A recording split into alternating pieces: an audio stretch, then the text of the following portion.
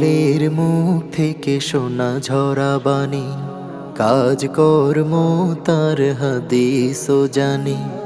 পছন্দ ভালো লাগা প্রেম নির্ভুল, পছন্দ ভালো লাগা প্রেম নির্ভুল, মন সমর্থন হাদিসের ফুল।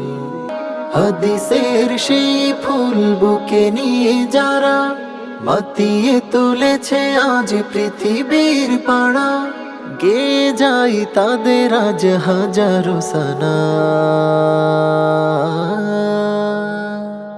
حدثنا حدثنا حدثنا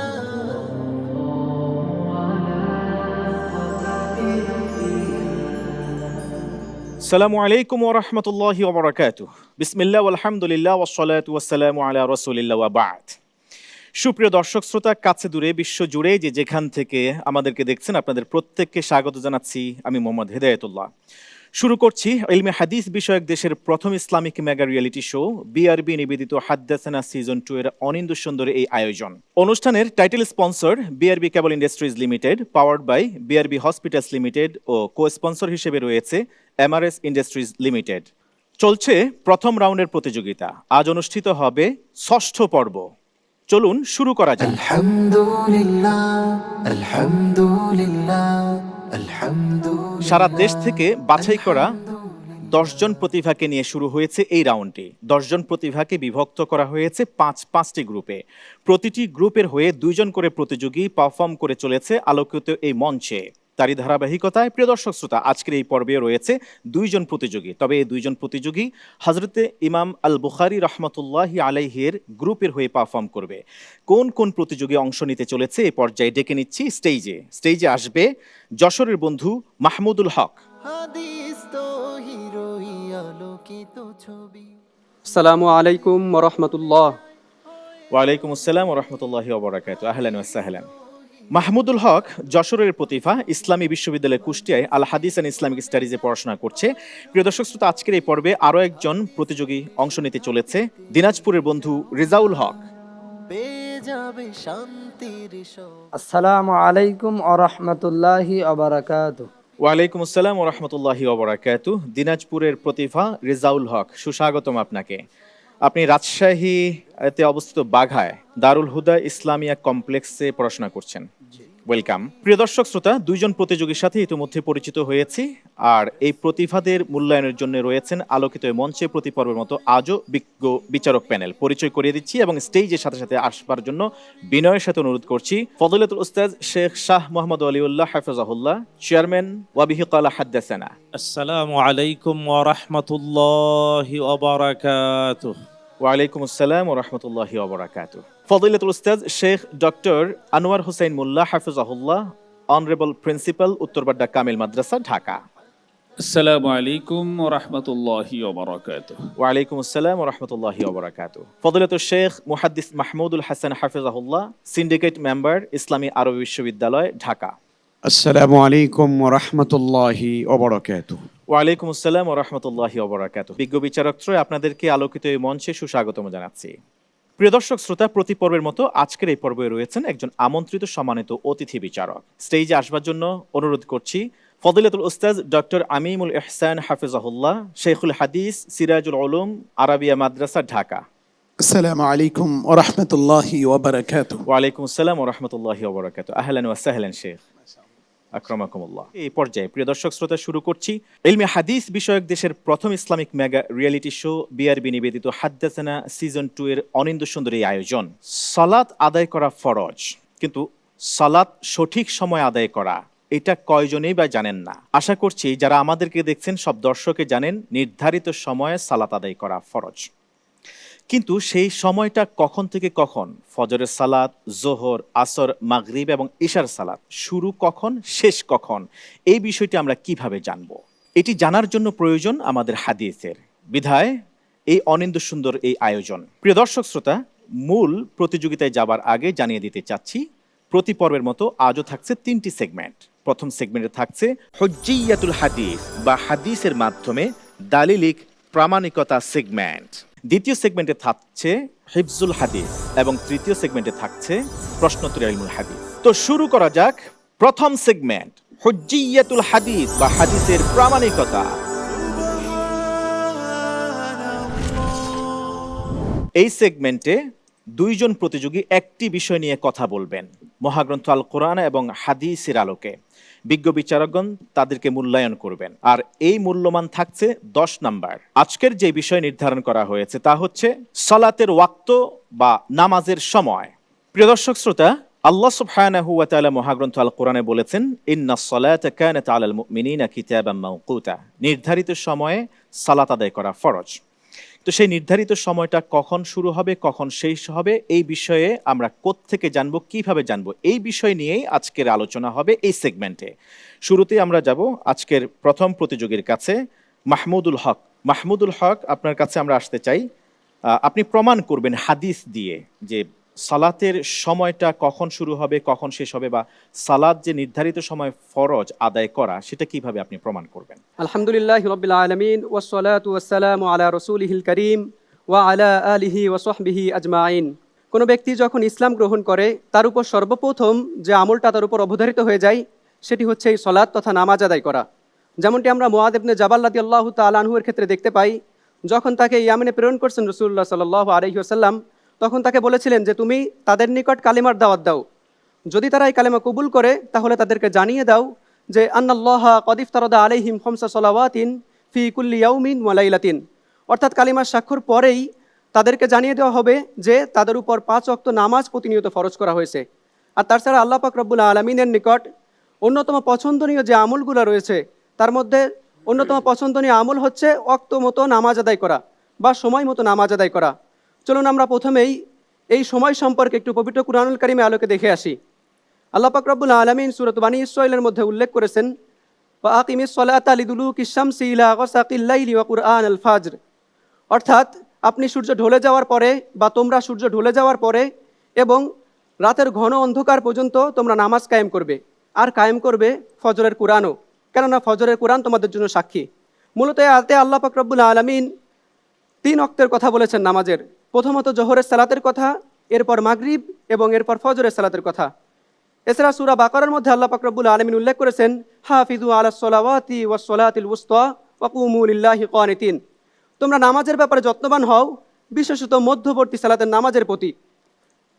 এটা হচ্ছে এখানে বলা হয়েছে যে সালাতুল আসরের কথা। এছাড়া অপর একটি আয়াতে সূরাতুন নূরের মধ্যে উল্লেখ করেছেন, ইয়া আইয়ুহাল্লাযীনা আমানু লিয়াস্তাযিনকুমুল্লাযীনা মালাকাত আইমানুকুম ওয়াল্লাযীনা লাম ইয়াবলুগুল হুলুমা মিনকুম সালাসা মাররাত মিন ক্বাবলি সালাতিল ফাজরি ওয়া হিনা তাদাউনা সিয়াবাকুম মিনাজ যাহিরা ওয়া মিন বাদি সালাতিল ইশাই। এখানে আল্লাহ পাক রব্বুল আলামিন বলছেন যে তোমাদের মধ্যে যারা বয়সপ্রাপ্ত হয় নাই তারাও যেন পিতামাতার রুমে প্রবেশের ক্ষেত্রে যেন অনুমতি নেয় 3টা সময়ে।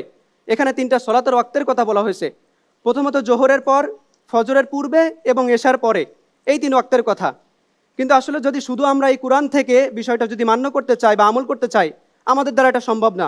আমাদের অবশ্যই রাসূলুল্লাহ সাল্লাল্লাহু আলাইহি ওয়াসাল্লামের বাণীর দিকে ফিরে যেতে হবে, কেননা আল্লাহ পাক রব্বুল আলামিন তাকে শিক্ষক হিসেবে প্রেরণ করেছেন এই বিষয়গুলো আমাদের শিক্ষা দেওয়ার জন্য। যেমন আমরা হযরত আব্দুল্লাহ ইবনে আমর ইবনুল আসের হাদিসে দেখতে পাই যে আন্না রাসূলুল্লাহ সাল্লাল্লাহু আলাইহি ওয়াসাল্লাম ক্বাল ওয়াক্তাজ যুহরি ইযা যালাতিশ শামসু, যখন সূর্য মধ্য আকাশ থেকে ঢলে যায় তখন জোহরের ওয়াক্ত শুরু হয় এবং এই ওয়াক্তটা থাকে মা আলাম ইয়াহদুরিল আসরু, যতক্ষণ না আসরের ওয়াক্ত হয়। ইদা কানা জিল্লুর রাজুলি মিসলুহু, আর এই আসরের ওয়াক্তটা হয় তখন যখন মানুষের ছায়া তার দৈর্ঘ্যের সমান হয়। ওয়া ওয়াক্তুল আসরি মা আলাম তাসফাররা শামসু, আর এই আসরের ওয়াক্তটা থাকবে ততক্ষণ পর্যন্ত যতক্ষণ পর্যন্ত সূর্য হলুদ বর্ণের আকৃতি ধারণ না করে। এরপর সূর্য অস্তমিত হওয়ার পরেই মাগরিবের ওয়াক্ত শুরু হবে এবং মা আলাম ইয়াগিবিশ শাফাক, যতক্ষণ না লালিমা আভা দূরীভূত হয় ততক্ষণ পর্যন্ত এই মাগরিবের ওয়াক্ত থাকবে। এরপরে ঈশার ওয়াক্ত শুরু হবে, সেটা থাকবে ইলা নিসফিল লাইলিল আউসাত, অর্থাৎ মধ্যাংশ পর্যন্ত, রাতের মধ্যাংশ পর্যন্ত এই ঈশার সালাতের ওয়াক্ত থাকবে। আর সর্বশেষ যেটি বা দিনের শুরুতে যে নামাজ, সে সম্পর্কে রাসূলুল্লাহ সাল্লাল্লাহু আলাইহি ওয়াসাল্লাম বলছেন, মিন তাতলুইল ফাজরি মা লাম তাতলুইশ শামস, অর্থাৎ শুবে সাদিক উদিত হওয়ার পর থেকে সূর্য উদয় হওয়ার আগ পর্যন্ত থাকবে এই ফজরের ওয়াক্ত।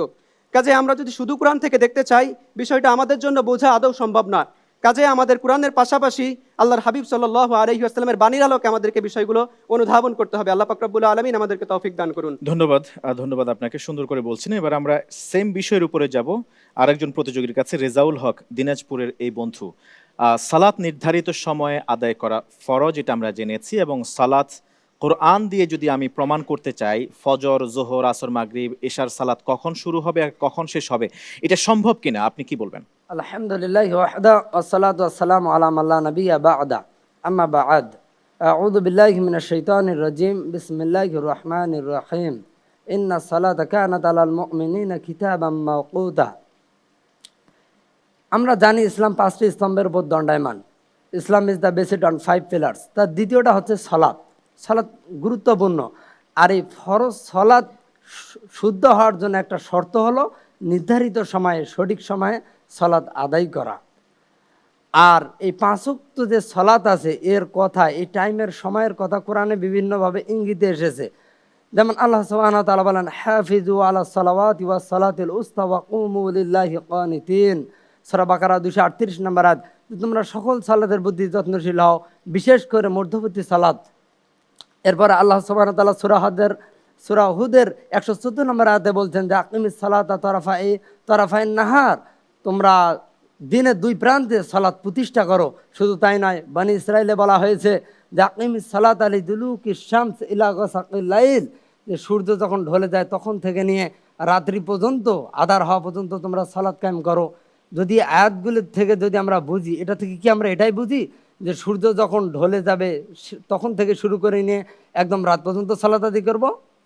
এটা যদি সঠিক ব্যাখ্যা আপনি বুঝতে চান, আপনাকে যেতে হবে রাসূলের সুন্নাহ, রাসূলের আমল, রাসূলের বাণীর দিকে, যে রাসূল সাল্লাল্লাহু আলাইহি সাল্লাম কি আমল করেছেন, তিনি কেমনটা করেছেন। দেখেন তিরমিজি 151 নম্বর হাদিস, আবু হুরায়রা রাদিয়াল্লাহু তাআলা আনহু হতে বর্ণিত, রাসূল সাল্লাল্লাহু আলাইহি সাল্লাম বলেছেন, ইন্না লিস সালাতি আওয়ালান ওয়া আখিরান, নিশ্চয়ই সালাতের জন্য নির্ধারিত সময় রয়েছে, প্রথম এবং শেষ সময়। যখন জোহরের ওয়াক্ত শুরু হয় তখন হিনা তাজুলু শামস, যখন সূর্য ঢলে যায়, এভাবে জোহরের সময় শেষ হয় তখন আসরের ওয়াক্ত শুরু হয়, এভাবে আসরের ওয়াক্ত শুরু হয় যখন জোহরের ওয়াক্ত শেষ হয়, আবার আসরের ওয়াক্ত শেষ হয় যখন সূর্য হলুদ বর্ণ ধারণ করে, আবার এরপরে মাগরিবের ওয়াক্ত শুরু হয় যখন সূর্য ডুবে যায়, আবার মাগরিবের ওয়াক্ত শেষ হয় যখন কি হয়, যখন শাফাক ডুবে যায়। এভাবে এশার সালাতের ওয়াক্ত শুরু হয় কখন, যখন শাফাক বিলীন হয়ে যায়। আবার এই এশার সালাত হবে কতক্ষণ পর্যন্ত? এশার সালাত হবে অর্ধরাত্রি পর্যন্ত। এটা রাসূল সাল্লাল্লাহু আলাইহি সাল্লাম থেকে না হলে আমরা কিভাবে কোরআন থেকে নেব? শুধু তাই নয়, কেউ যদি বলে যে কোরআন থেকেই সব বোঝা সম্ভব, কোরআন থেকেই সব সম্ভব, তাহলে তার উদাহরণ হচ্ছে যে বই পড়ে সাঁতার শেখার নাই বা বই পড়ে সাইকেল চালা শেখার নাই। এটা যেমন প্র্যাকটিস ছাড়া বা ইয়া ছাড়া সম্ভব নয়, তেমনি আমরা সুন্নাহ ছাড়া, আমরা এই হাদিস অনুযায়ী, হাদিস ছাড়া শুধু কোরআন দ্বারাই এই ওয়াক্ত নির্ধারণ করা সম্ভব নয়। আল্লাহ তাআলা আমাদেরকে বোঝার তৌফিক দান করুন। আল্লাহুম্মা। চমৎকার বলছিলেন আপনি, দিনাজপুরের প্রতিভা রেজাউল হক, চমৎকার, অসাধারণ হয়েছে। আসলে আমি দর্শকদের কাছ থেকে যে বিষয়টি জানতে চাইব, বা আপনারা তো জানেন আরকান আহকাম 13 ফরজের মধ্যে একটি হলো ওয়াক্ত মতো সালাত আদায় করা। সেই ওয়াক্তটা কখন শুরু হয় কখন শেষ হয় কোরআনের কোথাও থেকে কি দেখানো যাবে? যদি আপনারা পেরে থাকেন যে হ্যাঁ, কোরআনের কোনো একটি সূরায় কোনো একটি আয়াতে ফজরের ওয়াক্ত কখন শুরু হবে আর কখন শেষ হবে এই বিষয়ে কোনো বর্ণনা আছে, স্পষ্ট কোনো কথা আছে, তাহলে এই আয়োজনের কোনো প্রয়োজনই পড়তো না। এই আয়োজনটা এই জন্য করা হয়েছে যাতে করে যে আসলে হাদিস ছাড়া যে ঈমানদার হওয়া যায় না, হাদিস অনুসরণ করা বা আল্লাহ রাসূলের সুন্নাহ মানা ছাড়া যে প্রকৃতপক্ষে একজন ইবাদতগার হওয়া যায় না, ঠিক তেমনিভাবে আমি যদি সালাত আদায় করতে চাই, অবশ্যই আমাকে আল্লাহ রাসূল সাল্লাল্লাহু আলাইহি ওয়াসাল্লাম তিনি কিভাবে সালাত আদায় করেছেন, প্রথম ওয়াক্ত কখন জিবরিল যেভাবে শিখিয়েছেন এবং শেষ ওয়াক্ত কখন জিবরিল যেভাবে ট্রেনিং দিয়েছেন সে বিষয়ে জানা দরকার। আমরা ব্যাখ্যার জন্য আমরা যাব আমাদের শেখ শাহ মোহাম্মদ অলিউল্লাহ হাফেজাহুল্লাহ, যে আজকের যে আলোচনা আমরা শুনছিলাম দুইজন প্রতিযোগীর কাছ থেকে, ওয়াক্ত মতো সালাত আদায় করা বা সালাতের নির্ধারিত সময়, এই সময়টি আমাদের প্রতিযোগিতারা যারা আজকে প্রতিযোগী যারা এখানে আছে তারা দুইজনে বলল যে কোরআন থেকে এটা বোঝার কোনো সুযোগ নেই। এই কথা কি আপনিও একমত কিনা? অবশ্যই একমত, কারণ আল কোরআন আল কারীম আল্লাহ সুবহানাহু ওয়া তাআলার পক্ষ থেকে রাসূলুল্লাহ সাল্লাল্লাহু তাআলা আলাইহি ওয়াসাল্লামের উপরে আল্লাহ তাআলা নাজিল করেছেন মৌলিক কিতাব, যার মধ্যে সবকিছুই সুস্পষ্ট বটে, কিন্তু তথ্য আর রাসূলুল্লাহ সাল্লাল্লাহু তাআলা আলাইহি ওয়াসাল্লামের জীবন ছিল প্র্যাকটিক্যাল, এবং বিখ্যাত একটা হাদিস দিয়ে এটা প্রমাণ হয়। আমাদের মা উম্মুল মুমিনিন আয়েশা রাদিয়াল্লাহু তাআলা আনহাকে রাসূলুল্লাহ সাল্লাল্লাহু তাআলা আলাইহি ওয়াসাল্লামের চরিত্রের ব্যাপারে প্রশ্ন করেছিলেন আসহাব রাসূলিল্লাহি সাল্লাল্লাহু আলাইহি ওয়াসাল্লাম, আর আমাদের মা আশ্চর্যান্বিত হয়ে তাদেরকে বলেছিলেন, তোমরা কি কোরআন তেলাওয়াত করো না? বলেন হ্যাঁ পড়ি। তাহলে তিনি বললেন, শোনো, রাসূলুল্লাহ সাল্লাল্লাহু আলাইহি ওয়াসাল্লামের জীবন ছিল কোরআনের বাস্তবতা। কোরআন তোমরা পড়ো থিওরি, আর বাস্তবতা ছিল মুহাম্মদুর রাসূলুল্লাহ সাল্লাল্লাহু তাআলা আলাইহি ওয়াসাল্লামের জীবন। এই জন্য আল্লাহ তাআলা আদেশ করেছেন আকিমুস সালাহ, আর সালাত কায়েমের আদ্যপান্ত রাসূলুল্লাহ সাল্লাল্লাহু আলাইহি ওয়াসাল্লাম শিক্ষক হিসেবে শিখিয়েছেন। কোরআন যেমন রাসূলুল্লাহ সাল্লাল্লাহু আলাইহি ওয়াসাল্লামের মাধ্যমে পেয়েছি, সুন্নাহটাও রাসূলুল্লাহ সাল্লাল্লাহু আলাইহি ওয়াসাল্লামের পবিত্র কথা, পবিত্র কাজ, পবিত্র সমর্থন আর পবিত্র গুণাবলী। তাই কোরআন যেমন ওহী, সুন্নাহ বা হাদিসও ওহী।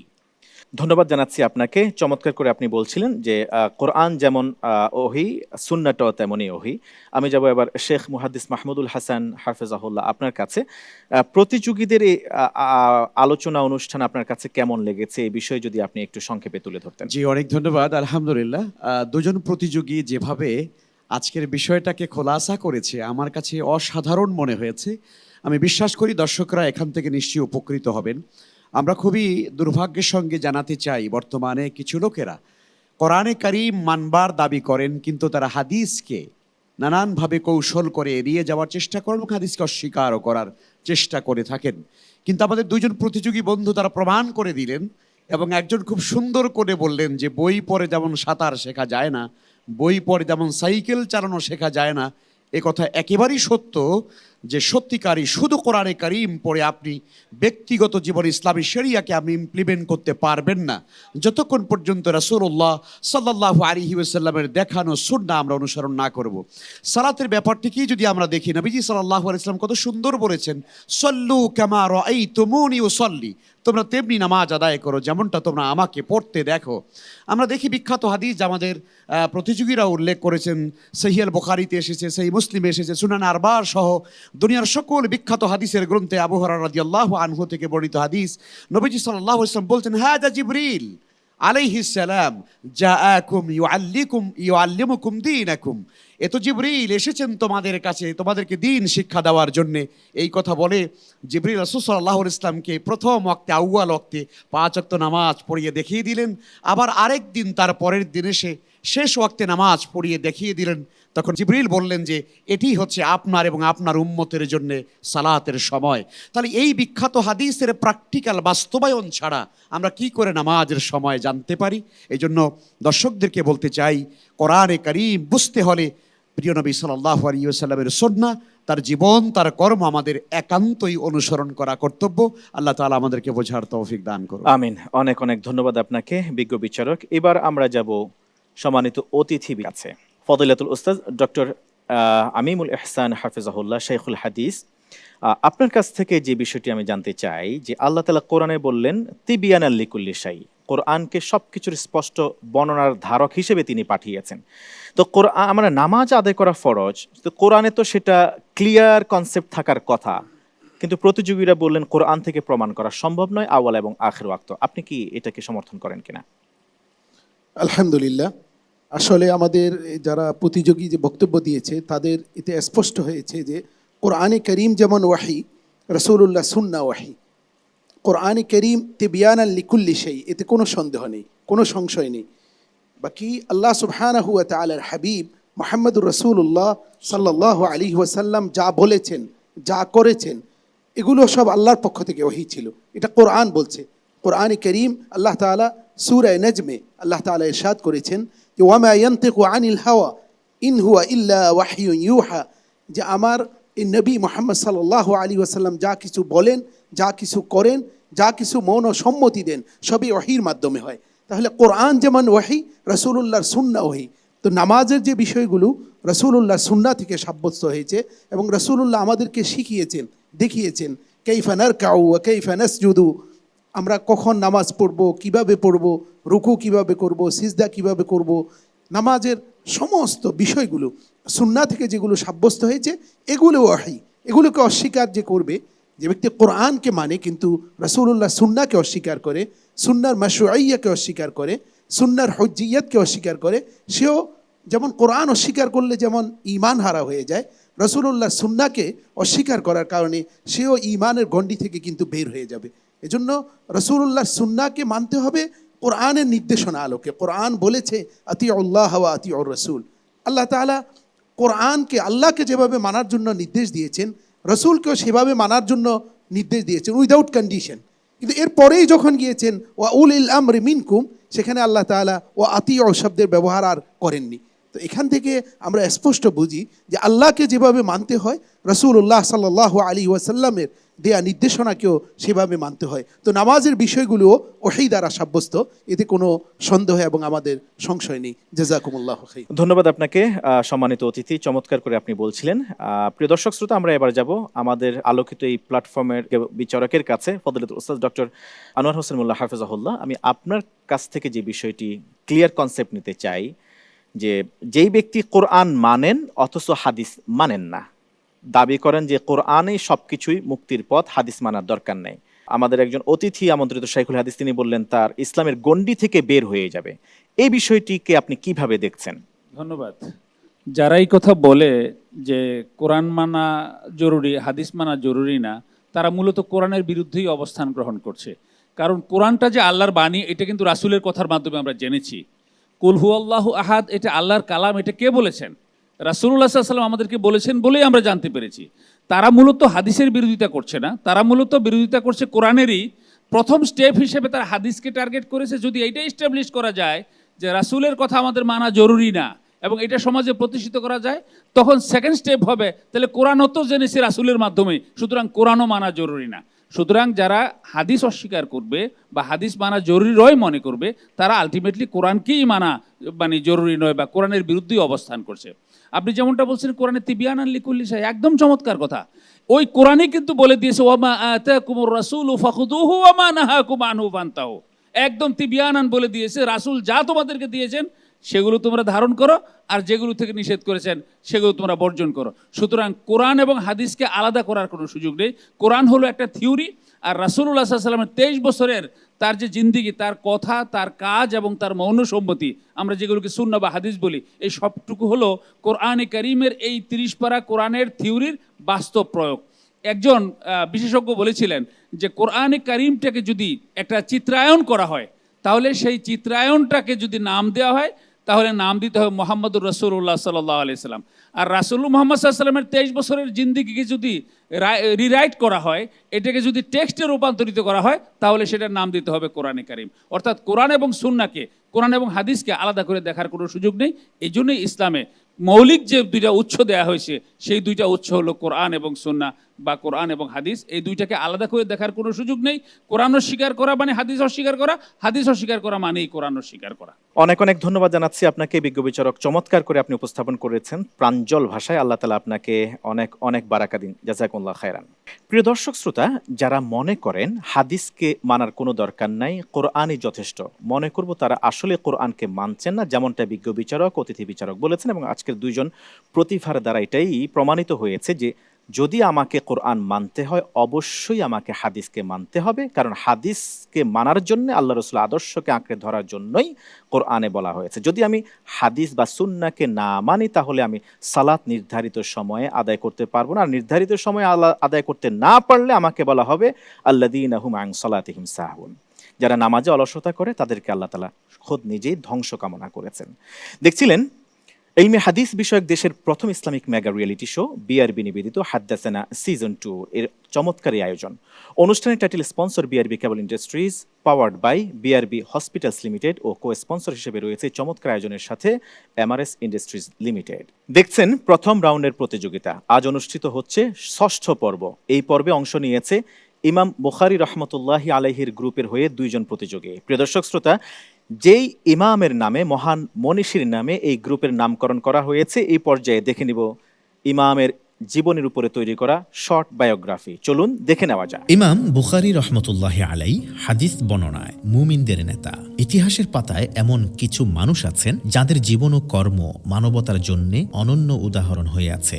আজ আমরা এমন একজন ব্যক্তির কথা শুনব যিনি হাদিসের সংগ্রহ ও সংরক্ষণে অবিশ্বাস্য অবদান রেখে গেছেন। তিনি হলেন ইমাম বুখারী রহমতুল্লাহ আলাই, যাকে মুসলিম বিশ্বের অন্যতম শ্রেষ্ঠ মুহাদ্দিস বলা হয়। পুরো নাম মুহাম্মদ ইবনু ইসমাইল ইবনু ইব্রাহিম ইবনু মুগীরা ইবনু বারদিসবাহ আল বুখারী। ইমাম বুখারী রহমতুল্লাহ আলাইহির জন্ম ১৯৪ হিজরিতে বুখারায়, যা বর্তমানে উজবেকিস্তানে অবস্থিত। ছোটবেলা থেকেই তিনি ছিলেন অত্যন্ত মেধাবী এবং ধার্মিক। আল্লাহ সুবহানাহু ওয়া তাআলা তাকে স্মৃতিশক্তি ও চিন্তা শক্তিতে অনন্য ক্ষমতা দান করেছিলেন। তার বাবা, যিনি নিজেও একজন ইসলামিক স্কলার ছিলেন, তিনি ইমাম বুখারী রহমতুল্লাহ আলাইহির শিক্ষার প্রতি বিশেষ নজর দিয়েছিলেন। ছোটবেলাতেই ইমাম বুখারী রহমতুল্লাহ আলাইহি কোরআন কারীম হিফজ করেন এবং হাদিসের প্রতি তার আগ্রহ জন্মায়। এরপর মাত্র ১০ বছর বয়সেই ইমাম বুখারী রহমতুল্লাহ আলাই হাদিস অধ্যয়ন করতে শুরু করেন এবং ১৫ বছর বয়সে তিনি মক্কা ও মদিনার পথে যাত্রা শুরু করেন কেবলই জ্ঞান অর্জনের জন্যে। ইমাম বুখারী রহমতুল্লাহ আলাইহির জ্ঞান অর্জনের নেশা ছিল অন্যরকম। তিনি প্রায় ১৬ বছর ধরে বিভিন্ন শহর ও দেশ ভ্রমণ করেছেন শুধুমাত্র বিশুদ্ধ হাদিস সংগ্রহের জন্য। তার ভ্রমণকালে তিনি মক্কা, মদিনা, বাগদাদ, কুফা, বসরা, দামেস্ক সহ আরও অনেক জায়গায় গিয়েছেন। প্রতিটি স্থানে গিয়ে তিনি মুহাদ্দিসদের সাথে সাক্ষাৎ করতেন এবং তাদের থেকে হাদিস সংগ্রহ করতেন। এই সময় তিনি প্রায় ১,০০০ মুহাদ্দিসের সাথে সাক্ষাৎ করেন এবং তাদের কাছ থেকে জ্ঞান অর্জন করেন। ইমাম বুখারী রহমতুল্লাহ আলাই হাদিস সংগ্রহের ক্ষেত্রে খুবই সতর্ক ছিলেন। শুধুমাত্র সেই হাদিসকেই তিনি গ্রহণ করতেন যার সনদ ছিল শতভাগ বিশুদ্ধ। তিনি শর্ত দিয়েছিলেন হাদিস বর্ণনাকারীকে অবশ্যই প্রামাণিক এবং সৎ হতে হবে, তার স্মৃতিশক্তি ও নৈতিক চরিত্র পর্যালোচনা করতে হবে। একবার তিনি একজন হাদিস বর্ণনাকারীর কাছে গেলেন, দেখলেন সেই ব্যক্তি তার উটকে আহ্বান করার জন্য চালাকি করে একটি খালি থলে ঝুলিয়ে রেখেছেন। তখন ইমাম বুখারী রহমতুল্লাহ আলাই বলেছিলেন, যে ব্যক্তি তার পশুর সাথে এমন প্রতারণা করতে পারেন, আমি তার কাছ থেকে হাদিস সংগ্রহ করতে পারি না। এই ঘটনাটি ইমাম বুখারীর সততা ও নির্ভুলতার প্রতি তার কঠোর দৃষ্টিভঙ্গি প্রকাশ করে। ইমাম বুখারীর সবচেয়ে বিখ্যাত কাজ হল সহিহ আল বুখারী।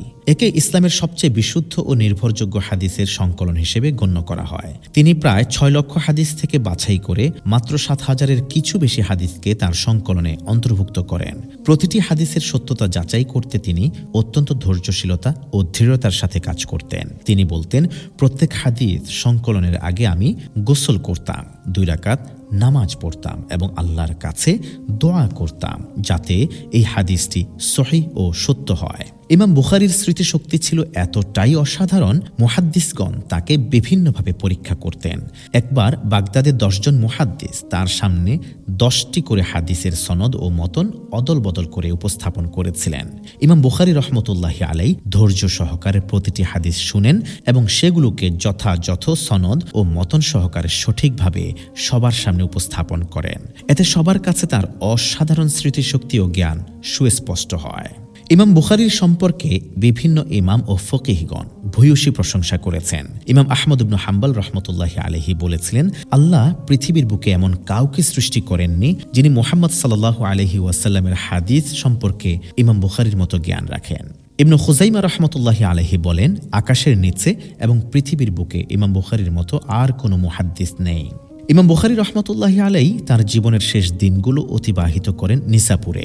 ২৫৬ হিজরিতে তিনি ইন্তেকাল করেন, কিন্তু তার কাজ ও অবদান আজও প্রতিটি মুসলমানের জীবনে গুরুত্বপূর্ণ ভূমিকা পালন করে চলেছে। তার জীবন আমাদের জন্য এক অনুপ্রেরণা। তার সংগ্রহ করা হাদিসগুলো আজও মুসলিম উম্মার জন্য আলোকবর্তিকা। আল্লাহ সুবহানাহু ওয়া তাআলা মহান এই ইমামকে উত্তম প্রতিদানে ধন্য করুন, আমিন।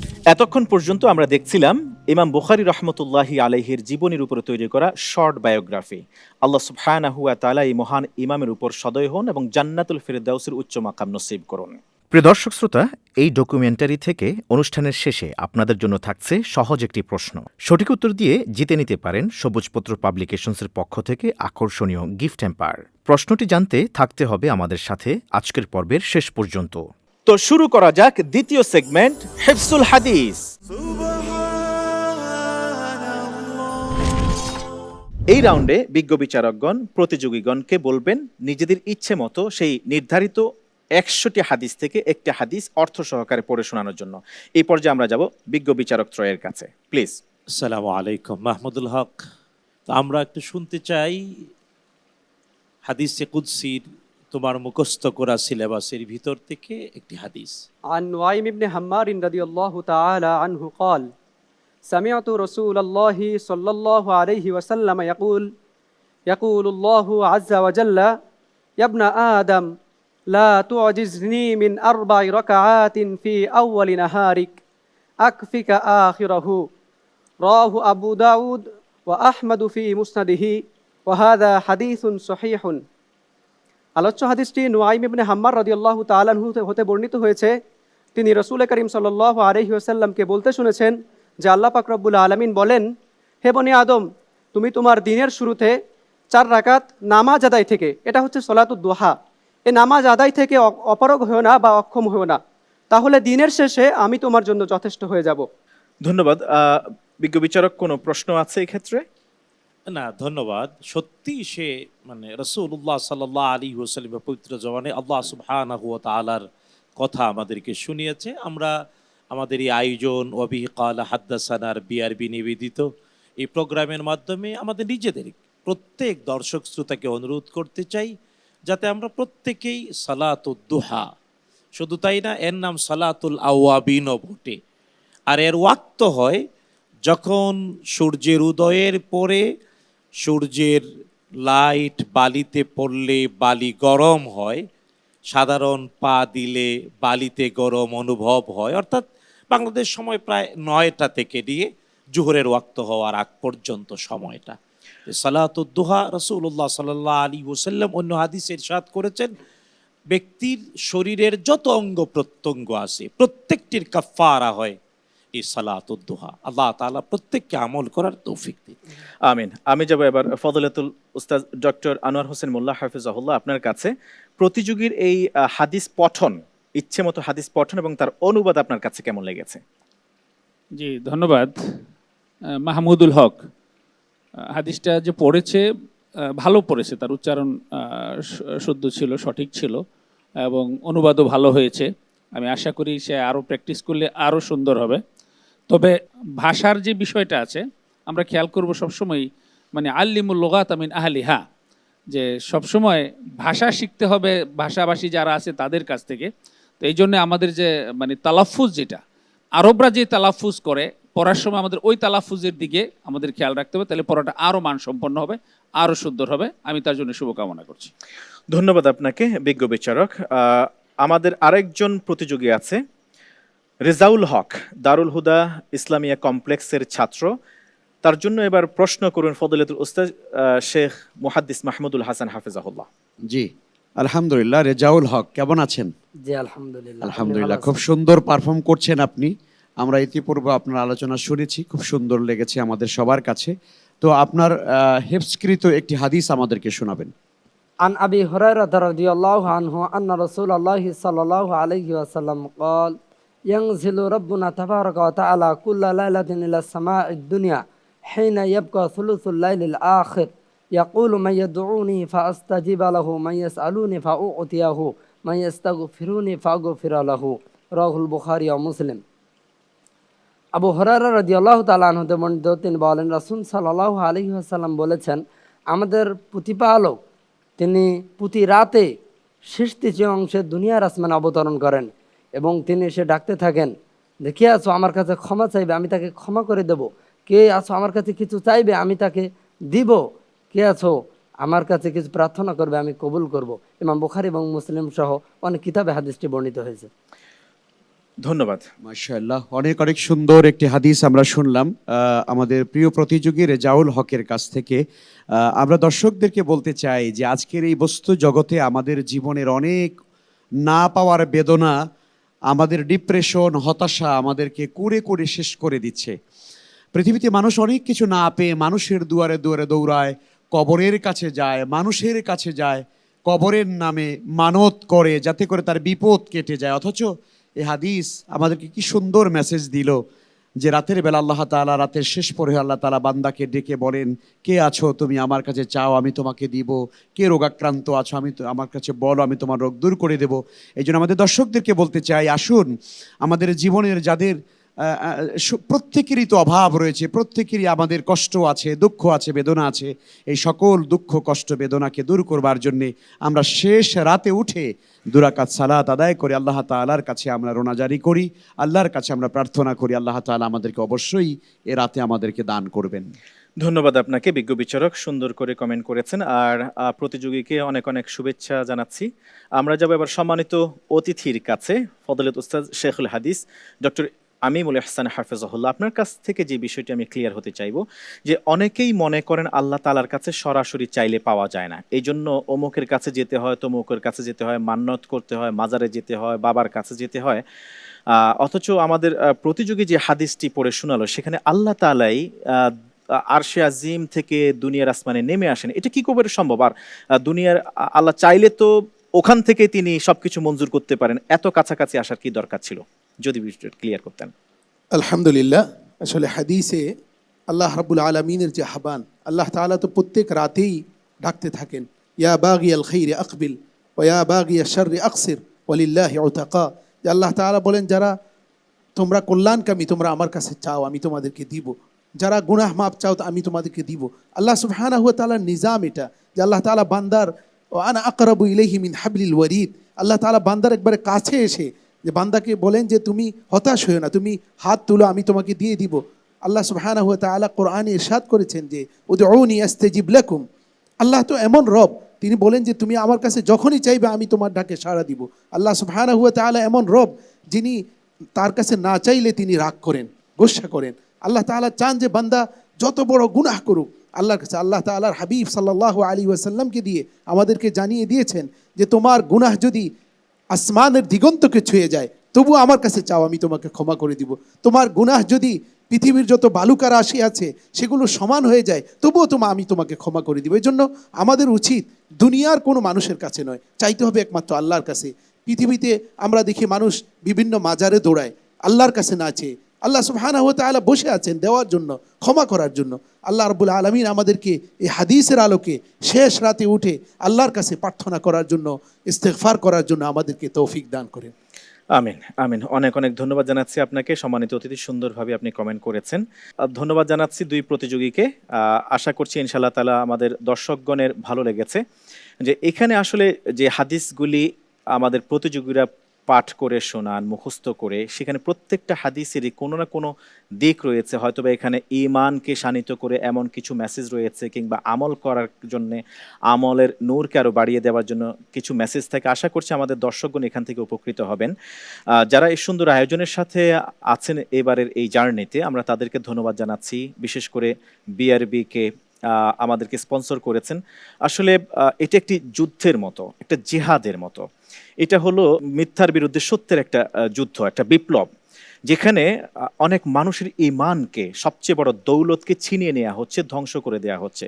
প্রকৃত ঈমানদারের ঈমান হারা হয়ে যাচ্ছে শুধুমাত্র এমনিতেই কিছু কথা বিশ্বাস করার কারণে, চটকদার কিছু কথা শোনার কারণে। যে হাদিস আমাদের শোনার দরকার নেই, হাদিস পড়ার কোনো দরকার নেই, কোরআন অনুযায়ী আমরা জীবন পরিচালনা করতে পারি। মূলত তাদের এই ঈমানটাকে মজবুত করবার জন্য আমাদের এই প্রচেষ্টা যারা এই সুন্দর আয়োজনের সাথে যুক্ত হয়েছেন, আমরা তাদের সবার প্রতি কৃতজ্ঞতা জানাচ্ছি। প্রিয় দর্শক শ্রোতা, আপনারা দেখছিলেন ইলমে হাদিস বিষয়ক দেশের প্রথম Islamic mega reality show BRB নিবেদিত হাদ্দাসানা সিজন 2।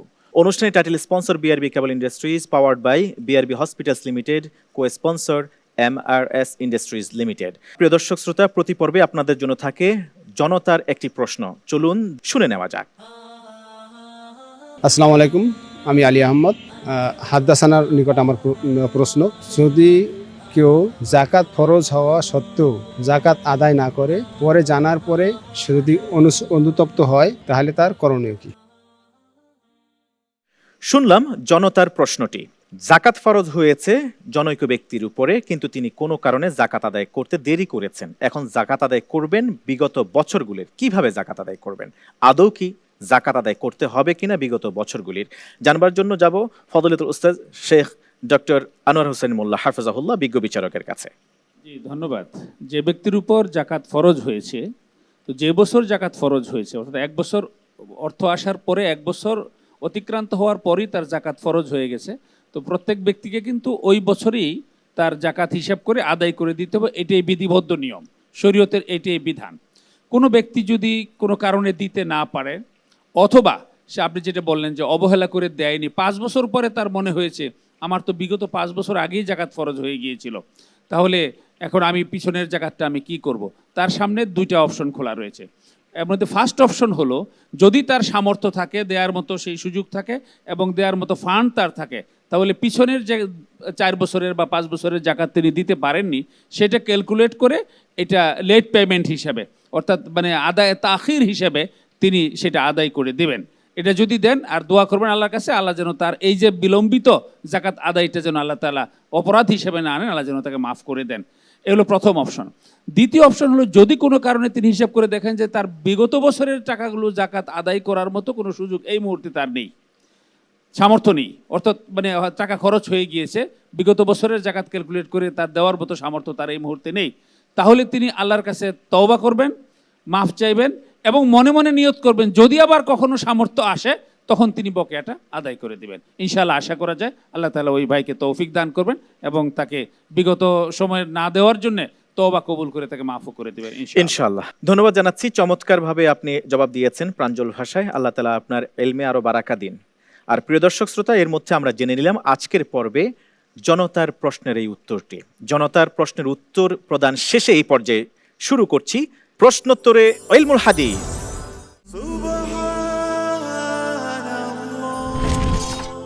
দুইজন প্রতিযোগীর জন্য থাকবে 2.5 করে মোট 5 মিনিট সময় এবং করা হবে 5টি করে প্রশ্ন। প্রত্যেক প্রশ্নের জন্য 4 নম্বর করে মোট 20 নম্বরের ভিত্তিতে মূল্যায়িত হবে দুইজন প্রতিযোগী। শুরুতেই প্রশ্ন করা হবে যশোরের বন্ধু মাহমুদুল হককে। মাহমুদুল হককে প্রশ্ন করা হোক। মাহমুদুল হকের জন্য প্রথম প্রশ্ন, কার মৃত্যুর পর রাসূল সাল্লাল্লাহু আলাইহি ওয়াসাল্লাম তার বাড়িতে খাবার পাঠানোর নির্দেশ দিয়েছিলেন? ক. সাদ ইবনে উবাদা রাদিয়াল্লাহু আনহু, ওসমান ইবনে মাযউন, সাদ ইবনে মুআজ, জাফর ইবনে আবি তালিব রাদিয়াল্লাহু আনহুম। যে উত্তর হিসেবে বেছে নিচ্ছি ঘ, জাফর ইবনে আবু তালিব রাদিয়াল্লাহু তাআলা আনহু। জাফর ইবনে আবি তালিব রাদিয়াল্লাহু তাআলা আনহু ফাইনাল? জি, লক করে দেব? ইনশাআল্লাহ। লক করে দেয়া হোক অপশন খ, জাফর ইবনে আবি তালিব রাদিয়াল্লাহু তাআলা আনহু। আপনার এই উত্তর সঠিক হয়েছে। আপনার জন্য দ্বিতীয় প্রশ্ন, কারো কাছে 59টি গরু থাকলে তার যাকাত কি হবে? অপশন ক 3টি ছাগল, অপশন খ 1টি মুসিন্না, অপশন গ 1টি তাবির, অপশন ঘ 2টি তাবির। যে উত্তর হিসেবে বেছে নিচ্ছি খ, 1টি মুসিন্না। 1টি মুসিন্না। 1টি মুসিন্না বলতে কি বুঝি? 2 বছর বয়স্ক গরু। আপনার এই উত্তরটি কি আমরা লক করব? জি, ইনশাআল্লাহ। লক করে দেয়া হোক অপশন খ, মুসিন্না। আপনার এই উত্তরটি সঠিক হয়েছে, আলহামদুলিল্লাহ। আপনার জন্য তৃতীয় প্রশ্ন, ইমাম নাসাই রহমতুল্লাহি আলাই তার কোন শিক্ষকের দার্সে উপস্থিত না থেকে আড়াল থেকে হাদিস শুনতেন? ক. কুতাইবা ইবনু সাঈদ রহমতুল্লাহি আলাই, খ. মাহমুদ ইবনু গাইলান রহমতুল্লাহি আলাই, গ. হারিস ইবনু মিসকিন রহমতুল্লাহি আলাই ও ঘ. আবু জুরআ আর রাজি রহমতুল্লাহি আলাই। গ. হারিস ইবনু মিসকিন রাহিমাহুল্লাহ। ফাইনাল? জি। চেঞ্জ? নো, ইনশাআল্লাহ। লক করব? জি, ইনশাআল্লাহ। লক করে দেয়া হোক অপশন গ। আপনার এই উত্তরটি সঠিক হয়েছে, আলহামদুলিল্লাহ। আপনার জন্য চতুর্থ প্রশ্ন, রাসূলুল্লাহ সাল্লাল্লাহু আলাইহি ওয়াসাল্লামের জামানায় খেজুরের উপর ধার্যকৃত যাকাতের সম্ভাব্য পরিমাণ লিখে রাখার দায়িত্ব কোন সাহাবীর উপর ন্যস্ত ছিল? ক. হুযায়ফা ইবনুল ইয়ামান রাদিয়াল্লাহু আন, খ. জুবাইর ইবনুল আওয়াম রাদিয়াল্লাহু আন, গ. মুআইকিব ইবনু আবু ফাতিমা আদ-দাওসি রাদিয়াল্লাহু আন ও ঘ. আব্দুল্লাহ ইবনুল আরকাম রাদিয়াল্লাহু আন। ক. হুযায়ফা ইবনুল ইয়ামান রাদিয়াল্লাহু তাআলা আনহু। হিউজ টাইম এখনো আছে। হাসবুনাল্লাহ। ফাইনাল? জি, ইনশাআল্লাহ। লক করব? জি। লক করা হোক অপশন ক। ক. হুযায়ফা ইবনুল ইয়ামান রাদিয়াল্লাহু আন। রাসূলুল্লাহ সাল্লাল্লাহু আলাইহি ওয়াসাল্লামের জামানায় খেজুরের উপর ধার্যকৃত যাকাতের সম্ভাব্য পরিমাণ লিখে রাখার দায়িত্ব বিশ্বনবী সাল্লাল্লাহু আলাইহি ওয়াসাল্লাম তাকে দিয়েছিলেন। তার মানে হলো হুযায়ফা ইবনুল ইয়ামান রাদিয়াল্লাহু তাআলা আনহুকে। ফাইনাল? জি। আপনার উত্তরটি সঠিক হয়েছে। আলহামদুলিল্লাহ। আপনার জন্য পঞ্চম প্রশ্ন। আব্দুল্লাহ ইবনে ওমর রাদিয়াল্লাহু তাআলা আনহু থেকে বর্ণিত কয়টি হাদিস ইমাম বুখারী রাহমাতুল্লাহি আলাইহি এককভাবে তার গ্রন্থে স্থান দিয়েছেন? ক ৭৯টি, খ ৭১টি, গ ৭৪টি, ঘ ৮১টি।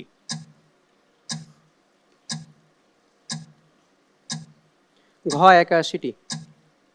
ফাইনাল? জি ইনশাআল্লাহ। আপনার অনেক সময় বাকি আছে এখনো। Still 10 seconds. এটাই ফাইনাল। ফাইনাল? জি। লক করব? জি ইনশাআল্লাহ। লক করে দেওয়া হোক অপশন ঘ ৮১টি। আপনার এই উত্তরটি সঠিক হয়েছে। আলহামদুলিল্লাহ। আলহামদুলিল্লাহ। আমরা প্রতিযোগী এক এক করে 5টি প্রশ্ন করেছি, 5টি প্রশ্নেরই যথার্থ এবং সঠিক উত্তর দিয়েছেন। কংগ্রাচুলেশনস। মাশাআল্লাহ, মাশাআল্লাহ, মাশাআল্লাহ। অনেক অনেক ধন্যবাদ জানাচ্ছি মাহমুদুল হককে যথার্থ এবং সঠিক উত্তরগুলি বেছে নেওয়ার জন্য। জাযাকাল্লাহ খাইরান। প্রিয় দর্শক শ্রোতা, এবার রয়েছে আরেকজন প্রতিভা, দিনাজপুরের বন্ধু রেজাউল হক। রেজাউল হকের জন্য থাকছে 5টি প্রশ্ন, সময় মাত্র 2.5 মিনিট। ওকে, এই সময়ের মধ্যে আপনাকে 5টি প্রশ্নের সঠিক উত্তর বাছাই করে জবাব দিতে হবে। ঠিক আছে, প্রস্তুত? জি। তো প্রশ্ন করা হোক দিনাজপুরের বন্ধু রেজাউল হককে। রেজাউল হকের জন্য প্রথম প্রশ্ন। আল ইয়াউমুল মাশহুদ বলতে কোন দিনকে বোঝানো হয়? ক কিয়ামতের দিন, খ জুমুআর দিন, গ আরাফার দিন, ঘ পুনরুত্থানের দিন। জি, উত্তর হিসাবে আমি বেছে নিচ্ছি গ আরাফার দিন। ফাইনাল? জি। ভাবার সময় আছে এখনো অনেক, ভাববেন। জি। লক করব? লক করুন।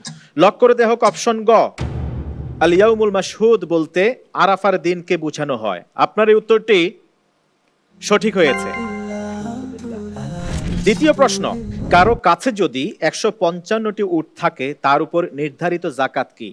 ক 3টি হিক্কা, খ 2টি হিক্কা ও 1টি বিনতে লাবুন, গ 2টি বিনতে লাবুন ও 2টি হিক্কা, ঘ 3টি বিনতে লাবুন ও 2টি হিক্কা।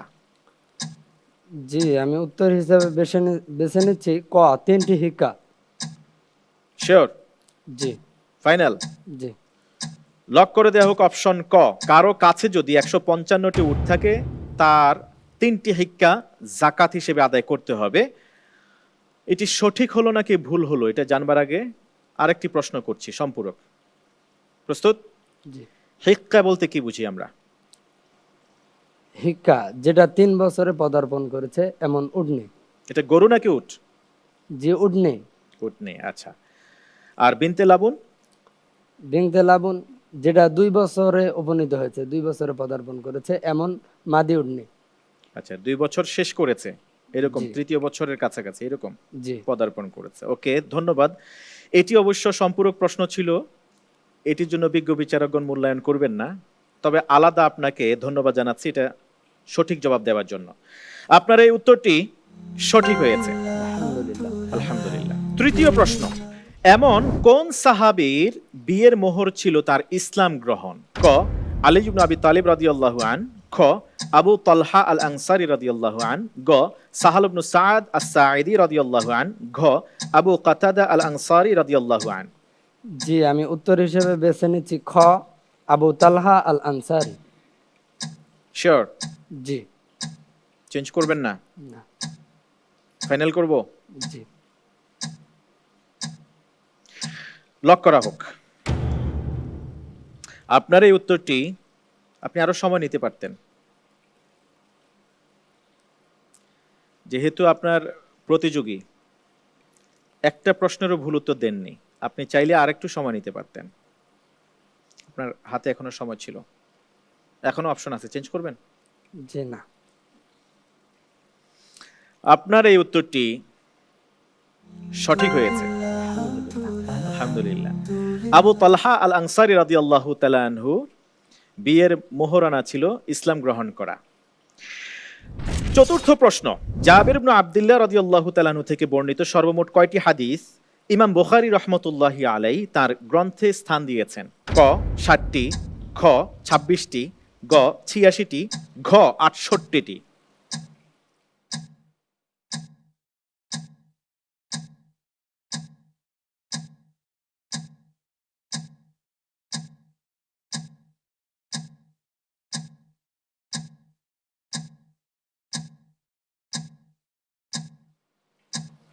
যে আমি উত্তর হিসেবে বেছে নিচ্ছি খ 26টি। ফাইনাল? জি না। Your Times up. গ। প্রথমে যেটা বলেছেন ওটাতেই থাকতে হবে। টাইম শেষ। গ বলার আগে আপনার টাইমস আপ, অতএব আপনাকে ওটাতেই থাকতে হবে। এটা কম্পিটিশন, সময়ের প্রতি যত্নবান হতে হবে, রাইট? স্ক্রিনে আপনার সময় উঠেছে না? গুড। আপনি বলেছিলেন 26টি, আপনার এই উত্তরটি ভুল হয়েছে।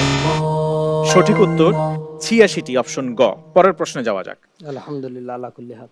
আলহামদুলিল্লাহ আলা কুল্লি হাল। মাশাআল্লাহ মাশাআল্লাহ। আপনার জন্য সর্বশেষ প্রশ্ন।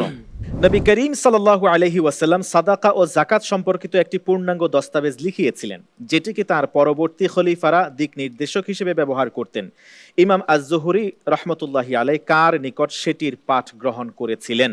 অপশন ক সাঈদ ইবনুল মুসাইয়িব রাহমাতুল্লাহি আলাইহি, খ নাফে মাওলা ইবনু ওমর রাহমাতুল্লাহি আলাইহি, গ সালেম ইবনু আব্দুল্লাহ রাহমাতুল্লাহি আলাইহি, ঘ উরওয়া ইবনু জুবাইর রাহমাতুল্লাহি আলাইহি। জি, উত্তর হিসেবে আমি বেছে নিচ্ছি গ সালেম ইবনে আব্দুল্লাহ রাহমাতুল্লাহ আলাইহি। এখনো 8 সেকেন্ড আছে। জি ফাইনাল? লক করব? জি লক্ষ্য। লক করে দেহ অপশন গ।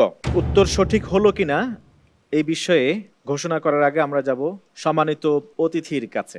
সম্মানিত অতিথি, অনেকেই দাবি করে থাকেন যে 90 কিংবা 91 হিজরিতে এসে হাদিস লেখা শুরু হয়েছে, এর আগে হাদিস সংরক্ষণ করা হয় নাই। যেহেতু দীর্ঘ প্রায় 100 বছর হাদিস সংরক্ষণ করা হয় নাই আল্লাহ রসুল ইন্তেকালের পরে, অতএব হাদিসের যথার্থতা নেই। প্রামাণিকতার জন্য হাদিস দলিল হিসেবে গ্রহণ করা যাবে না।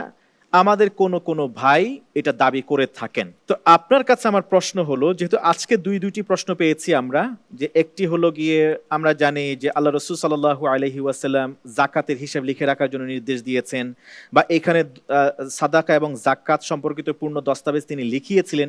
এই প্রশ্নে আমরা পেলাম, আমাদের প্রতিযোগী সুন্দর করে জবাব দিয়েছে। যারা দাবি করে যে হাদিস মানার কোনো প্রামাণিকতা নেই, এটা কি আপনি সমর্থন করেন কিনা? আলহামদুলিল্লাহ, আসলে রাসূলুল্লাহ সাল্লাল্লাহু আলাইহি ওয়াসাল্লামের জামানায় হাদিস লেখা হয়েছে। আচ্ছা, যারা দাবি করে রাসূলুল্লাহর জামানায় হাদিস লেখা ছিল না, এই দাবি একবারেই অবাস্তব। কারণ রাসূলুল্লাহ সাল্লাল্লাহু আলাইহি ওয়াসাল্লাম বিভিন্ন জায়গায়, যেমন রোম, হেরাকলা, এদের কাছে রাসূল সাল্লাল্লাহু আলাইহি ওয়াসাল্লাম চিঠি লিখেছেন, সেটাই তো হাদিস। এবং কি রাসূলুল্লাহ সাল্লাল্লাহু আলাইহি ওয়াসাল্লামের জামানায় যে হাদিস লেখা ছিল, সেখানে সাহিফা ছিল, সাহিফায়ে সাদিকা ছিল, সাহিফায়ে ওয়াইল ইবনে হুজ ছিল, সাহিফায়ে আলী ইবনে আবি তালিব ছিল। হাদিস কি? রাসূলুল্লাহ সাল্লাল্লাহু আলাইহি ওয়াসাল্লাম যে সমস্ত নির্দেশনা ফরমান দিয়েছেন, তো রাসূলুল্লাহ জামানায় এগুলো লেখা হয়েছে। কিন্তু 100 হিজরিতে গিয়ে এটাকে মুহাজ্জাব করে, সুন্দর করে সাজিয়ে হযরতে খলিফা, ইসলামের পঞ্চম খলিফা ওমর ইবনে আব্দুল আজিজ রহমতুল্লাহ আলাইহি, তিনি সংকলনের কাজ শুরু করেছেন। কিন্তু রাসূলুল্লাহর জামানায় হাদিস লেখা ছিল। বাকি ইসলামের শুরুতে যখন কোরআনে কারীম অবতীর্ণ হয়, তখন রাসূলুল্লাহ সাল্লাল্লাহু আলাইহি ওয়াসাল্লাম শঙ্কা করে নিষেধ করেছিলেন যে যেন কোরআনের সাথে ইলতিবাস হয়ে যায় কিনা, মিলে যায় কিনা। কিন্তু পরবর্তীতে রাসূলুল্লাহ এই নির্দেশ তুলে নিয়েছেন এবং সাহাবায়ে কেরাম হাদিস লিখে রেখেছেন। হযরত আবু হুরায়রা রাদিয়াল্লাহু তাআলা আনহু খাবার ছেড়ে দিয়ে, নিজের ঘুম ছেড়ে দিয়ে, ইসলামের যে প্রথম ইউনিভার্সিটি, আমরা যদি বলি ইউনিভার্সিটি যেটা আহলুস সুফফাদের যে ইউনিভার্সিটি, সেখানে সাহাবায়ে কেরাম হাদিসকে সংরক্ষণ করেছেন। সাহাবায়ে কেরাম নিজেদের জীবন বাজি রেখে রাসূলুল্লাহর হাদিসকে, যেমন হযরতে আবু হুরায়রা রাদিয়াল্লাহু তাআলা আনহু প্রায় 5374টি হাদিস তিনি সংরক্ষণ করেছেন, রাসূলুল্লাহ সাল্লাল্লাহু আলাইহি ওয়াসাল্লাম থেকে তিনি গ্রহণ করেছেন। তো এই কথা বলা একবারেই অবাস্তব যে হাদিস রাসূলুল্লাহর জামানায় সংকলিত ছিল না। বরং আরবদের যে মেধা ছিল, তারা সব কিছু মুখস্থ রাখতেন। শুধু কি হাদিস নয়, তারা আনসাবুল খুয়ুল, তাদের যে ঘোড়া ছিল, ঘোড়ার বংশনসব পর্যন্ত তারা মুখস্থ রাখতেন। এজন্য আমরা আমাদের আজকে যারা আমাদেরকে দেখছেন, সবার কাছে আমাদের অনুরোধ থাকবে যে রাসূলুল্লাহর হাদিসকে অস্বীকার করা, রাসূলুল্লাহর হাদিসকে না মানার যে একটা মানসিকতা তৈরি হয়েছে, এখান থেকে আমাদেরকে বের হয়ে যেতে হবে। আমাদের আজকের বিচারক মণ্ডলী রয়েছেন, তিনি বলেছেন যে কোরআনে কারীমকে অস্বীকার করার প্রথম ধাপ হচ্ছে হাদিসকে অস্বীকার করা। তাহলে যারা হাদিসকে অস্বীকার করবে, তারা মূলত কোরআনে কারীমকে অস্বীকার করবে। এরপরে যখন কোরআনে কারীমকে অস্বীকার করবে, তখন সে ঈমান হারা হয়ে যাবে। আল্লাহ তাআলা আমাদেরকে হাদিসকে মানার, হাদিসকে জানার এবং বুঝার জন্য তৌফিক দান করেন। আমিন। অনেক অনেক ধন্যবাদ জানাচ্ছি আপনাকে। সম্মানিত অতিথি শেখুল হাদিস ফজলুল উস্তাদ ডক্টর আমিমুল ইহসান হাফিজাহুল্লাহ আর বন্ধু রেজাউল হক, নবী করিম সাল্লাল্লাহু আলাইহি ওয়াসাল্লাম সাদাকা ও যাকাত সম্পর্কিত একটি পূর্ণাঙ্গ দস্তাবেজ লিখিয়েছিলেন, যেটিকে তার পরবর্তী খলিফার দিক নির্দেশক হিসেবে ব্যবহার করতেন। ইমাম জুহরি রহমতুল্লাহি আলাই সেটির পাঠ গ্রহণ করেছিলেন। আপনার বলা অপশন গ, সালেহ বিন আব্দুল্লাহ রহমতুল্লাহি আলাইহির কাছে। আপনার এই উত্তরটি সঠিক হয়েছে। আলহামদুলিল্লাহ। দিনাজপুরের বন্ধু রেজাউল হক 5টি প্রশ্নের মধ্যে 4টি প্রশ্নের সঠিক ও যথার্থ উত্তর দিয়েছেন। আরেকটি প্রশ্নের উত্তরও তার জানা ছিল, কিন্তু সময় শেষ হওয়ার কারণে তিনি প্রথমে যেটাই ছিলেন সেটা সুইচ করতে পারেননি। আমরা বিজ্ঞ বিচারক ত্রয়ের কাছে যাব, আপনাদের কাছ থেকে জানতে চাইব আমাদের এই দুই প্রতিযোগীর এই ঝটপট প্রশ্নের যে জবাব দিয়ে দিলেন, এটাকে আপনারা কিভাবে মূল্যায়ন করছেন? আলহামদুলিল্লাহ, সত্যি আমরা অভিভূত এবং ফুটে উঠছে যে ওরা সিলেবাস ঠিকমতো পড়েছে এবং আলহামদুলিল্লাহ আমরা তাদের উত্তরে অভিভূত। যদিও প্রতিযোগিতা হওয়ার কারণে মানে সাঁতরে বেরিয়ে সঠিকটা খুঁজে পেতে একটু পিছনে পড়ে গিয়েছে, কিন্তু আমরা আশা করব সে চেষ্টা করবে, সামনে আরো ভালো করবে বিইজনিল্লাহি ওয়া বিতৌফিক। ফজলত উস্তাদ ডক্টর আনোয়ার হোসেন মোল্লা হাফিজাহুল্লাহ, আপনার মূল্যায়ন। জি, আসলে এই যে প্রশ্নগুলো করা হয়েছে এমসিকিউ, এখানে কিন্তু কিছু কিছু বিষয় ছিল খুব তথ্যভিত্তিক, তথ্যের ব্যাপার, এগুলো মনে রাখাটা কিন্তু সহজ ব্যাপার ছিল না। সেগুলো তারা অত্যন্ত যত্নের সাথে এবং দক্ষতার সাথে, অত্যন্ত পারঙ্গমতার সাথে তারা উত্তরগুলো সঠিকভাবে দিয়েছে। আমার বিশ্বাস যে তারা এটার উপর প্রচুর পড়াশোনা করেছে এবং এই তথ্যগুলো মনে রেখে সেই তথ্যগুলোর আলোকে উত্তর দেওয়া ব্যাপারটা কিন্তু সহজ নয়। আবার এরকম ডায়াসে দাঁড়িয়ে অনেক সময় জানা বিষয়গুলো মানুষ ভুলে যায়। তো এই অবস্থায় তারা যেটা করেছে সেটা অনেক ভালো করেছে। আর যে কোনো প্রশ্ন উত্তরে একটা দুইটা মিস্টেক হতেই পারে, সুতরাং এই রাউন্ডে মিস্টেক হয়েছে বলে সামনে ভালো করা যাবে না, ব্যাপারটা এরকম নয়। ওই যে failure is the pillar of success বলে, তো এটা আমি আশা করব আমাদের রেজাউল হক হয়তো সামান্য একটু মিস্টেক হয়েছে, সামনে এটা কাটিয়ে উঠবে, সামনে আরো ভালো করবে, তার পারফরমেন্সও আলহামদুলিল্লাহ যথেষ্ট ভালো। আলহামদুলিল্লাহ, ধন্যবাদ আপনাকে বিজ্ঞ বিচারক ফজলতুল উস্তাদ শেখ মুহাদ্দিস মাহমুদুল হাসান হাফিজাহুল্লাহ। জি আলহামদুলিল্লাহ, আমরা দুজন প্রতিযোগীর কাছ থেকে খুব ভালো এলেম আমরা জানতে পেরেছি, শুনতে পেরেছি। এবং আমার কাছে সবচেয়ে বেশি ভালো লাগার দিক হলো যে আমাদের দুজন প্রতিযোগী শুধুমাত্র তাদের এলমে হাদিসের গাহানি বা তাদের জ্ঞানের গভীরতাটাই আমরা শুধু আজকে উপলব্ধি করিনি, বরং তাদের মাধ্যমে একটি বিষয় ক্লিয়ার হয়ে গেছে, দর্শকদের কাছে একটা মেসেজ চলে গেছে। সেটা হলো এই যে কোরআনে কারীমের পাশাপাশি অবশ্যই আমাদেরকে হাদিস বা সুন্নাহ আমাদেরকে মেনে চলতে হবে। সুন্নাহ বা হাদিস ছাড়া ইসলামের প্রামাণিকতা হজ্জিয়াত যেমন যথেষ্ট নয় বা সম্ভব নয়, ঠিক তেমনিভাবে ইসলামের যে পরিপূর্ণতার যেটা সৌন্দর্য, এটিও কখনো বাস্তবায়ন করা সম্ভব নয় হাদিস ছাড়া। সেই মেসেজটি আমাদের দুজন প্রতিযোগী সুন্দরভাবে আজকে উপস্থাপন করেছে। আলহামদুলিল্লাহ। আলহামদুলিল্লাহ, অনেক অনেক ধন্যবাদ জানাচ্ছি বিজ্ঞ বিচারক আপনাকে সুন্দরভাবে মন্তব্য করবার জন্য। প্রিয় দর্শক শ্রোতা, আমরা এতক্ষণ পর্যন্ত দেখছিলাম প্রশ্নোত্তর ইলমুল হাদিসের এই সেগমেন্ট। জেনেছি হাদিসের সাগর থেকে বেশ কিছু তথ্য বা জ্ঞান। আশা করছি সেগুলি আমরা আমাদের বাস্তবিক জীবনে মেনে চলার চেষ্টা করব ইনশাআল্লাহ তাআলা। প্রিয় দর্শক শ্রোতা, আপনারা দেখছেন ইলমে হাদিস বিষয়ক দেশের প্রথম Islamic mega reality show BRB নিবেদিত হাদ্দাসানা সিজন 2 অনিন্দ্য সুন্দর এই আয়োজন। প্রতিটি পর্বেই দর্শকদের জন্য থাকছে আলাদা একটি প্রশ্ন, যা আজকের এই পর্বে ইমাম বুখারী রহমতুল্লাহি আলাইহির জীবনের উপরে তৈরি করা সংক্ষিপ্ত বায়োগ্রাফি। এই বায়োগ্রাফির উপরে ভিত্তি করে আজকের জন্য দর্শকের প্রশ্ন। ইমাম বুখারী রহমতুল্লাহি আলাইহি শুধুমাত্র বিশুদ্ধ হাদিস সংগ্রহের জন্য কত বছর ধরে বিভিন্ন শহর ও দেশ ভ্রমণ করেছিলেন? যদি সঠিক উত্তর আপনার জানা থাকে তাহলে ওয়াবিহি ক্বালা হাদ্দাসানার ফেসবুক বা ইউটিউবের কমেন্টের অপশনে গিয়ে সঠিক উত্তরটি লিখে দিন। সর্বোচ্চ সঠিক উত্তরদাতাকে লটারির মাধ্যমে নির্বাচিত করা হবে বিজয়ী হিসেবে এবং তার জন্য থাকছে আকর্ষণীয় গিফট হ্যাম্পার। প্রিয় দর্শক শ্রোতা, আপনারা দেখছেন ইলমি হাদিস বিষয়ক। ধন্যবাদ জানাচ্ছি দুই প্রতিযোগীকে, ধন্যবাদ জানাচ্ছি বিজ্ঞ বিচারক ত্রয় আপনাদের তিনজনকে এবং সম্মানিত আমন্ত্রিত অতিথি বিচারক আপনাকেও। জাযাকুমুল্লাহ খায়রান। প্রিয় দর্শক শ্রোতা, এতক্ষণ পর্যন্ত আপনারা দেখছিলেন ইলমি হাদিস বিষয়ক দেশের প্রথম Islamic mega reality show BRB নিবেদিত হাদ্দাসানা সিজন 2 আজকের এই অনিন্দ্য সুন্দর এই আয়োজন। অনুষ্ঠানের title sponsor BRB cable industries, powered by BRB hospitals limited, co sponsor MRS industries limited. আজ এই পর্যন্ত, ইনশাআল্লাহ তাআলা দেখা হবে আগামী পর্বে একই সময় আপনাদের প্রিয় চ্যানেল এটিএন বাংলার পর্দায়। ততক্ষণ পর্যন্ত ভালো থাকুন, থাকুন সুস্থ। ওয়াসসালামু আলাইকুম ওয়া রাহমাতুল্লাহি ওয়া বারাকাতুহু। حدثنا حدثنا حدثنا حدثنا